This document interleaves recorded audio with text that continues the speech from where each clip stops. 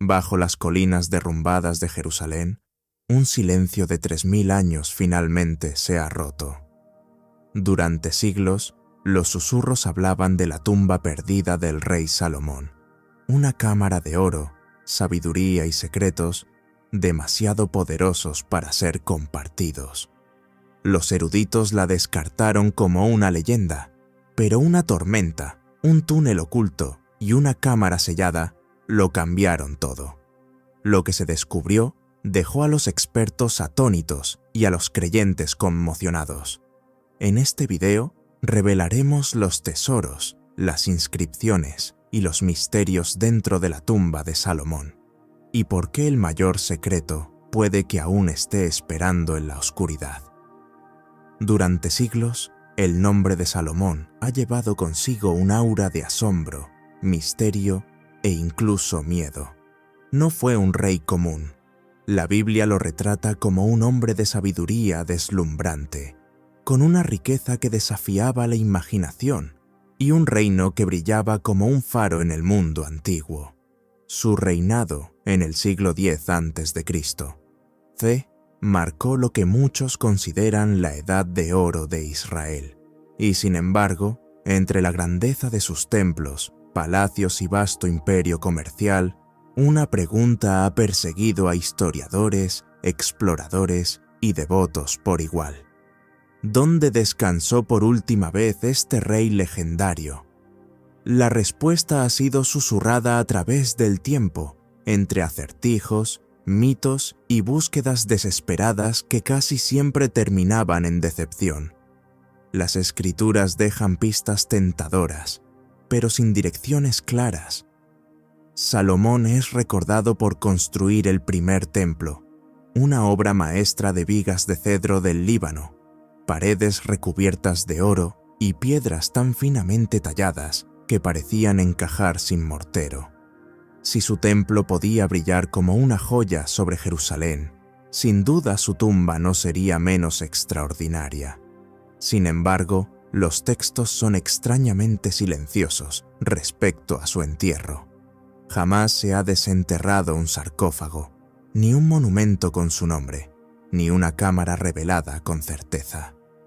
Para un rey, cuya sombra se extiende por el judaísmo, el cristianismo y el islam, su tumba ha permanecido esquiva, como si hubiera sido borrada deliberadamente del paisaje del tiempo. Durante siglos, florecieron distintas teorías. Algunos estaban convencidos de que la tumba yacía directamente bajo el monte del templo, cerrada por el propio Salomón y rodeada de la ira divina. Otros afirmaban que fue enterrado en cuevas secretas bajo las colinas de Judea, o en túneles cuyo acceso solo conocían los antiguos sacerdotes. Los caballeros medievales excavaron bajo Jerusalén, convencidos de revelar una bóveda de tesoros sagrados. En el siglo XIX, exploradores se lanzaron a las laderas rocosas de la ciudad de David, siguiendo documentos malentendidos y leyendas locales.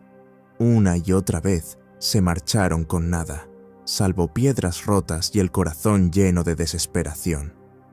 William F. Albright propuso que el lugar de descanso de Salomón había pasado de la arqueología a la leyenda. Algunos relatos hablaban de una tumba tan cargada de oro que su resplandor podía cegar a cualquier ladrón que se atreviera a mirar dentro, como si estuviera protegida por trampas mortales y maldiciones destinadas a derrumbar los túneles sobre cualquier intruso. Otros incluso afirmaban que la tumba no era solo un lugar de reposo, sino también un depósito de sabiduría antigua, con rollos y tablillas que contenían los secretos de la geometría, la medicina e incluso de la hechicería.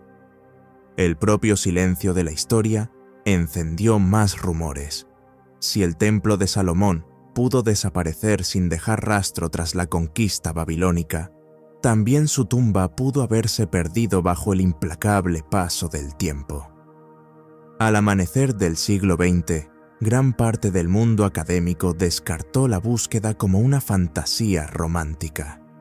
Para ellos, Salomón era mitad histórico y mitad mítico, un rey adornado por las escrituras, mientras su tumba seguía siendo pura poesía. La arqueología se volvió hacia otras ruinas, otros reyes y otros misterios más alcanzables. Y sin embargo, la historia se negó a morir. Bajo el escepticismo, la atracción de la leyenda seguía viva. Incluso hoy, multitudes que rezan ante el muro occidental en Jerusalén creen que, en algún lugar bajo sus pies, yace el cuerpo del más sabio de los reyes, el hallazgo de nuevas pruebas que sugieren que Salomón no fue solo un personaje bíblico, sino un rey histórico real. Ha profundizado aún más el misterio. Excavaciones recientes han revelado minas de cobre en Timna, que se cree formaban parte de la riqueza de su reino. También se han descubierto artefactos que muestran rutas comerciales entre África, India y Arabia, coincidiendo con los relatos bíblicos sobre las flotas de Salomón. Todos estos descubrimientos han avivado la pregunta más tentadora. Si esas historias son verdaderas, entonces su tumba también debe existir. Pero una repentina tormenta en una colina de Jerusalén rompió la leyenda en dos. La colina de Silwan parecía ordinaria a simple vista: piedra caliza rugosa, arbustos dispersos y un terreno irregular que oculta más de lo que revela. Pero bajo su superficie erosionada, los escáneres de radar contaron otra historia. El equipo de la doctora Emily Carter, equipado con tecnología de penetración terrestre, recorrió la ladera y se detuvo al ver lo que aparecía en los monitores. En lugar de grietas y huecos aleatorios, la Tierra reveló líneas rectas y esquinas definidas. Esto no era obra de la naturaleza, era diseño. Un sistema de túneles, intrincado y deliberado, estaba oculto bajo sus pies. Al principio, el equipo sospechó que podía tratarse de parte de la extensa red de cisternas o acueductos de Jerusalén. Después de todo, la ciudad está llena de canales subterráneos tallados por reyes y conquistadores. Pero este era diferente. Los túneles eran demasiado profundos, demasiado precisos, y con rasgos extraños que los distinguían. Algunos pasajes no llevaban a ninguna parte, terminaban abruptamente en muros de piedra. Otros se curvaban sobre sí mismos, formando un laberinto. No eran errores, eran señuelos. Quien construyó esta estructura no quería que fuera encontrada fácilmente. Cada exploración los llevaba más profundo, y cada nuevo hallazgo hacía todo más extraño. Sombras de cámaras ocultas bajo la superficie, túneles entrecruzándose como venas. Y lo más inquietante, señales de posibles trampas. Algunas secciones parecían deliberadamente inestables, como si hubieran sido diseñadas para derrumbarse al menor movimiento. Para la doctora Carter y su equipo, era un mensaje escalofriante. No era una morada, sino una advertencia contra el tiempo y la intrusión. El mundo antiguo realmente había hecho todo lo posible para asegurar que los secretos enterrados allí permanecieran intactos. Y entonces aparecieron las marcas. Justo fuera del primer hueco en la ladera, se detectaron grabados tenues bajo el barro arrastrado por la lluvia. Símbolos hebreos, erosionados pero aún visibles, tallados en la roca con precisión meticulosa. Al limpiar, revelaron un patrón repetido de 7 líneas y 7 símbolos, un número directamente relacionado con la construcción del primer templo, que tomó 7 años. Para Carter, nada de esto era casualidad. Parecían menos grafitis y más instrucciones codificadas para confundir a los intrusos. El terreno bajo Silwan es extremadamente frágil y se derrumba fácilmente al ser alterado. Además, es una zona políticamente sensible. Una excavación imprudente podría provocar un colapso o una crisis internacional.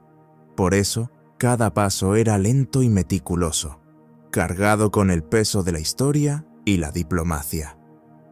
Pronto se reforzó la seguridad tras informes de que se había hecho un descubrimiento importante. Había miedo de que saqueadores o extremistas invadieran el sitio.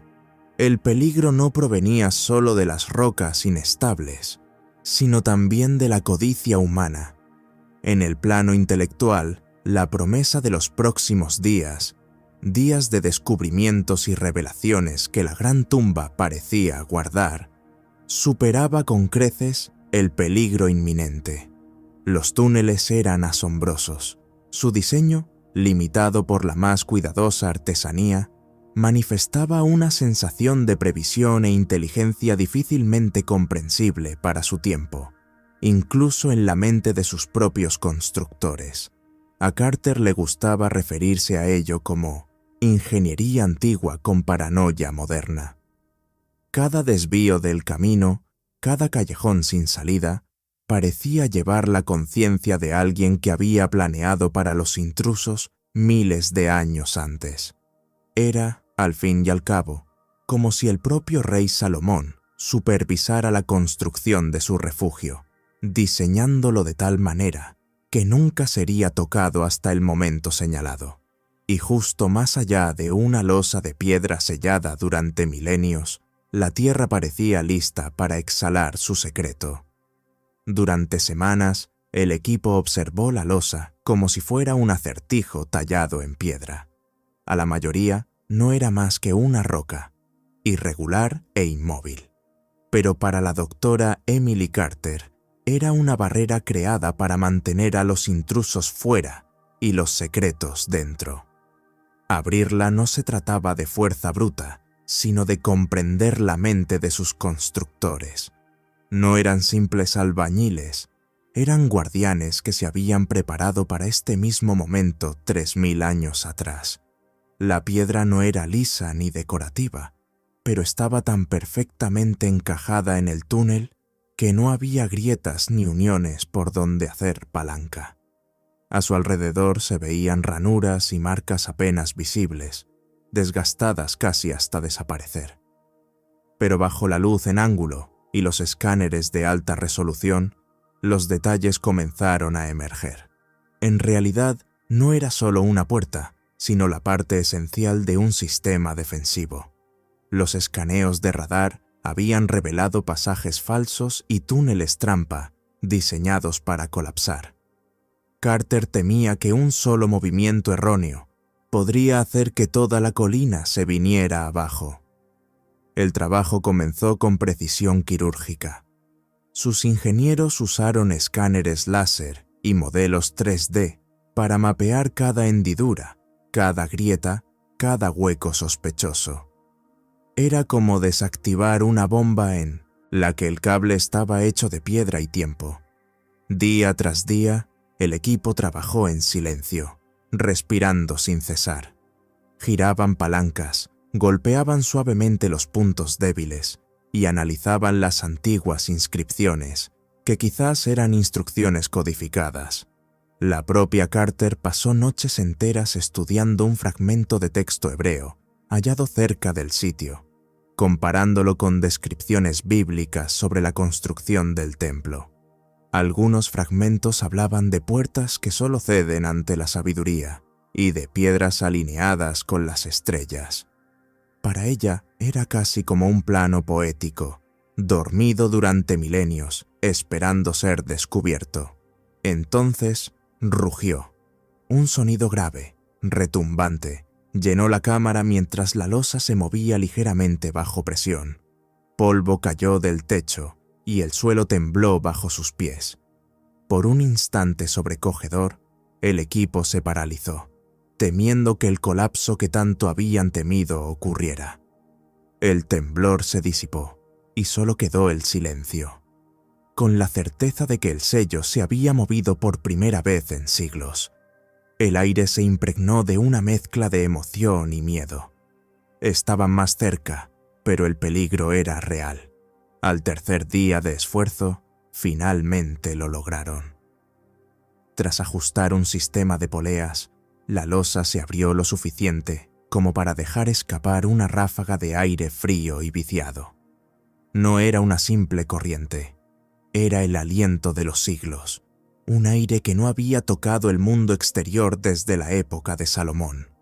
No fue un sonido suave, retumbó como algo muy antiguo que por fin se soltaba, y en ese momento el equipo sintió que la montaña misma hablaba. Más allá de la losa, solo había oscuridad. Las linternas cortaron el vacío, y al iluminar el interior, todos quedaron en silencio. Una cámara se extendía ante ellos, más grande de lo que habían imaginado, y sus paredes brillaban débilmente bajo el polvo. El primer rayo de luz tocó el oro, no una mota ni un fragmento, sino vasos enteros, apilados y alineados a lo largo de las paredes. Cuencos dorados con inscripciones hebreas captaron el resplandor. Una delgada menorá se alzaba, pesada pero firme, exactamente como se describe en el libro de los reyes. El aire olía a especias, tomillo, incienso, azafrán, tan vívidas que parecía que el tiempo se había detenido. Jarras agrietadas liberaban perfumes y aceites elaborados siglos atrás, cuando se realizaban rituales que hoy nadie comprende.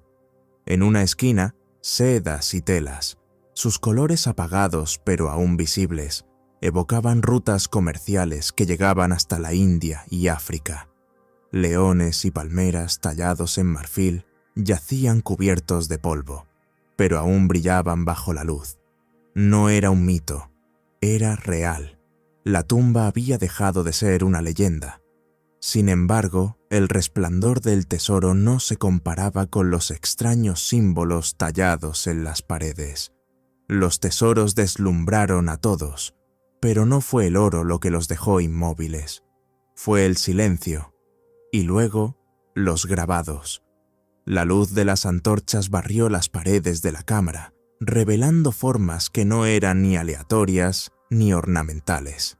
Líneas profundamente cortadas en la piedra caliza se torcían en espirales, triángulos y proporciones que parecían más planos que decoración. No eran simples inscripciones de fe o arte, eran instrucciones. La cámara ya no parecía una tumba, parecía una biblioteca escrita en piedra.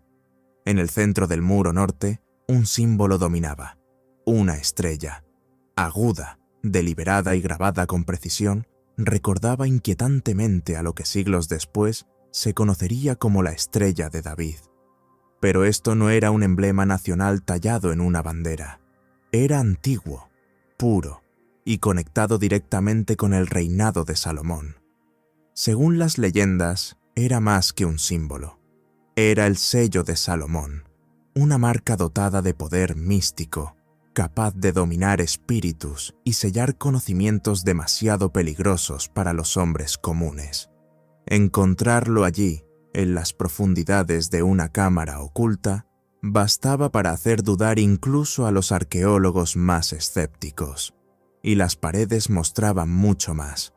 Entretejidas con la estrella, había líneas de patrones geométricos, ángulos tan precisos que parecían casi matemáticas avanzadas, proporciones de círculos y cuadrados, espirales trazadas con exactitud y alineaciones que sugerían cálculos astronómicos. Un estudioso murmuró que aquello parecía el cuaderno de cálculo de Salomón, medio en broma y medio en serio. Esas tallas insinuaban una comprensión muy adelantada a su tiempo, como si los constructores hubiesen codificado conocimientos de arquitectura, astronomía y quizás incluso de geometría sagrada, directamente en la piedra. En un rincón de la sala, el equipo encontró tablillas de arcilla apiladas, algunas agrietadas y erosionadas, mientras otras estaban sorprendentemente intactas. La escritura era apretada, densa y profundamente grabada en hebreo. La primera tablilla de arcilla detallaba las dimensiones del templo, casi perfectamente alineadas con el libro de los reyes. Un hallazgo increíble, prueba física real de textos preservados durante miles de años. Pero la segunda tablilla estremeció a todos. Su escritura no era tan ordenada como la primera. Se descomponía en acertijos y frases que retorcían la gramática, imposibles de traducir con facilidad.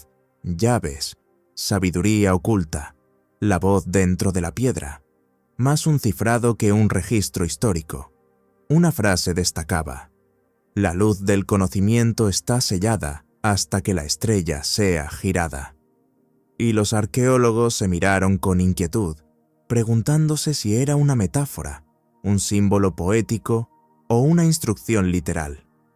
El eco del texto recordaba los escritos del llamado Clavícula de Salomón, atribuido a la magia medieval, pero ahora, en una cámara sellada por 3000 años, surgía el peligro de que aquellas leyendas tuvieran raíces mucho más antiguas. Entonces llegó el hallazgo que silenció la sala. Incrustada en el muro sur, bajo capas de sedimento, yacía una caja pequeña, del tamaño de una maleta, que parecía luchar con el espacio que la contenía. Nadie se atrevió a abrirla. El aire mismo parecía oponerse.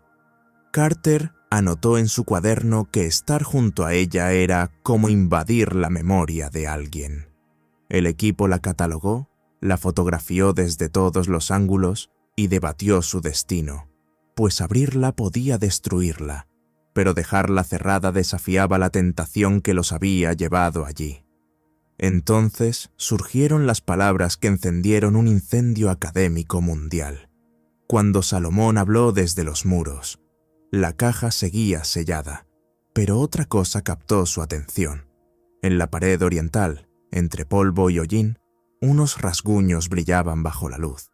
Al principio parecían erosión, pero al limpiarlos se revelaron letras hebreas, limpias y deliberadas, talladas con propósito. No eran patrones geométricos, eran palabras, y cuando las frases tomaron forma, un silencio recorrió la cámara. Que la sabiduría guíe mi mano como las estrellas guían a los marineros. Simple, poético y estremecedor. El estilo coincidía con el hebreo antiguo y el tono evocaba los proverbios, textos atribuidos al propio Salomón.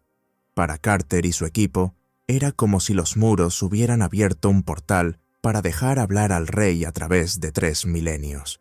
No era un artefacto, era un mensaje.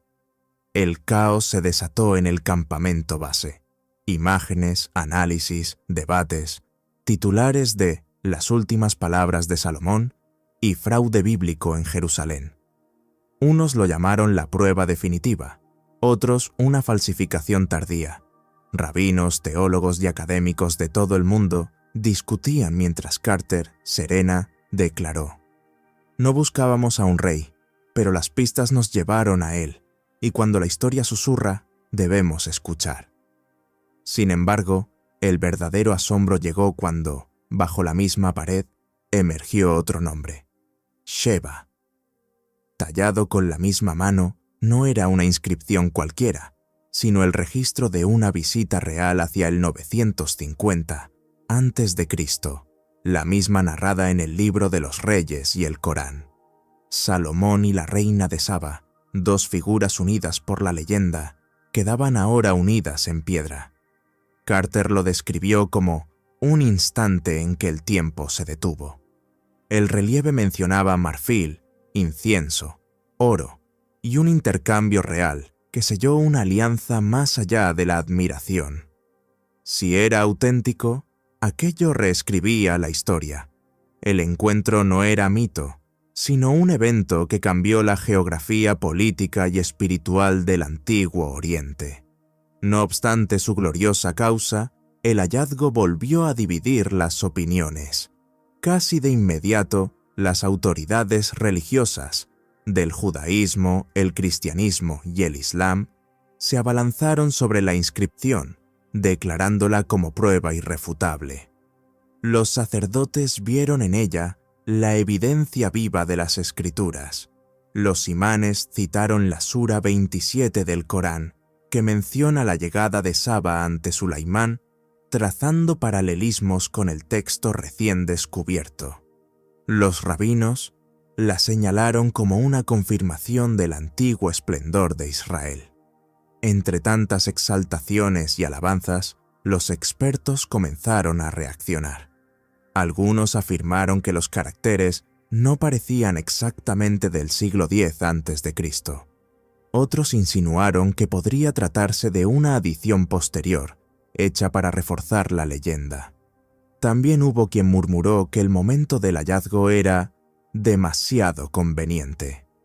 A medida que las discusiones se intensificaban, estalló la política. Jerusalén, ya una de las tierras más disputadas del planeta, se tornó aún más tensa.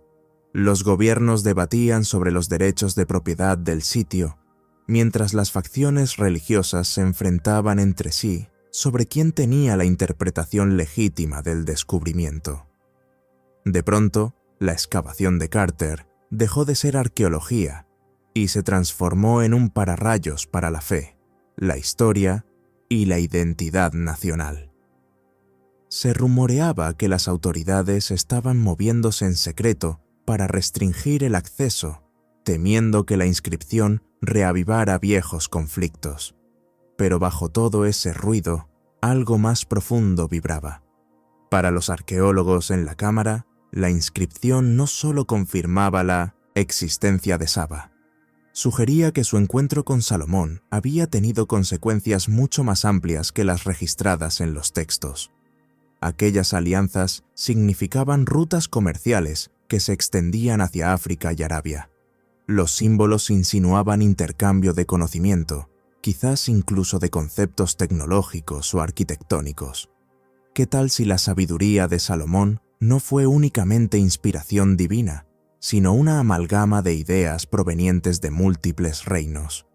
¿Y si Saba dejó rastros de su propia cultura, entretejidos en la matriz misma de Israel? Estas preguntas resonaban en los oídos del equipo mientras seguían explorando la pared. Detrás de la inscripción de Saba apareció una pequeña hornacina, sellada con losas de piedra más delgadas que la puerta principal, pero claramente deliberadas. Carter la describió como una cámara dentro de otra cámara, un susurro detrás de la historia. Cuando la abrieron, no había más inscripciones ni tesoros, sino un pequeño objeto dorado cubierto de polvo. Un anillo, grueso, pesado y de un aspecto inconfundiblemente real. En su superficie se grababa una estrella, tosca pero inquietantemente similar a la que decoraba la pared de la cámara. Y justo cuando el debate mundial alcanzaba su punto más alto, del polvo emergió un sello dorado. El anillo brillaba bajo las linternas temblorosas de los arqueólogos. Su superficie era rugosa, tallada a mano, pero el símbolo era inconfundible: una estrella de 6 puntas.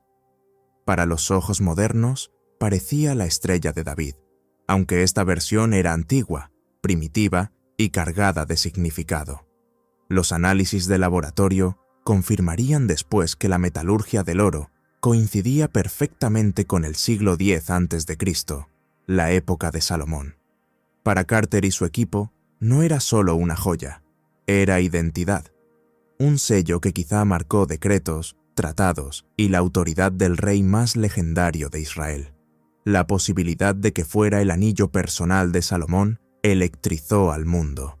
Las leyendas siempre habían afirmado que el rey poseía un anillo de poder. Algunos decían que le otorgaba dominio sobre los espíritus, otros que era su sello real. Con el artefacto en sus manos enguantadas, el equipo debatía si estaban ante el más famoso anillo de la historia. Algunos advertían que se habían hallado anillos similares en épocas de otros reyes, como Ezequías, lo que podría indicar un diseño compartido entre dinastías. Otros insistían en que su tallado crudo pero intencionado revelaba algo más antiguo, el original, no la copia. Carter se inclinó siguiendo las líneas con la mirada. «Esto no son oraciones», susurró. «Son notas». La cámara pareció cobrar vida. Las marcas hacían referencia a instrumentos ligados al culto bíblico: arpas, liras, flautas. Uno de los símbolos coincidía con las descripciones del arpa de 10 cuerdas, asociada al rey David, padre de Salomón. Según el libro de las Crónicas, Salomón heredó no solo el trono, sino también una corte de música, una sinfonía de adoración destinada a resonar en el templo. Y ahora, grabado en piedra, parecía que esas melodías habían sobrevivido al tiempo. Un joven asistente, incapaz de resistirse, tocó las notas en una réplica de arpa. El sonido fue tosco, vacilante, pero estremecedor. Los tonos flotaron en el aire como un eco fantasmal del pasado, helando a todos los presentes. La cámara ya no era una tumba ni un tesoro, era una cápsula del tiempo, un archivo vivo de adoración, política y cultura, una ventana al mundo de Salomón. Pero incluso con la música resonando en las paredes, una verdad pesaba más que nunca. El cuerpo de Salomón seguía desaparecido. Los escaneos de inteligencia artificial sobre el lecho rocoso sugerían espacios huecos más allá de la cámara, líneas geométricas que podrían ser otras salas, o nada en absoluto. Excavar más requeriría permisos, diplomacia y una cooperación internacional pocas veces vista en Jerusalén. Por ahora, los secretos más profundos del templo permanecen sellados. El descubrimiento dejó al mundo dividido entre la admiración y la frustración. Habían tocado el mundo de Salomón, quizás incluso sus pertenencias personales, pero el hombre mismo seguía siendo un misterio. Los artefactos susurraban poder, riqueza, sabiduría y música, pero su descanso final permanecía envuelto en silencio. Las inscripciones y reliquias podrían confirmar su reinado, pero la ausencia de su cuerpo mantiene viva la incógnita. ¿Y tú qué piensas? ¿Es realmente la tumba de Salomón o la ilusión arqueológica más grande de todos los tiempos? Comenta tus pensamientos, deja tu me gusta, suscríbete y acompáñanos en nuestro próximo video para descubrir más misterios antiguos esperando ser revelados.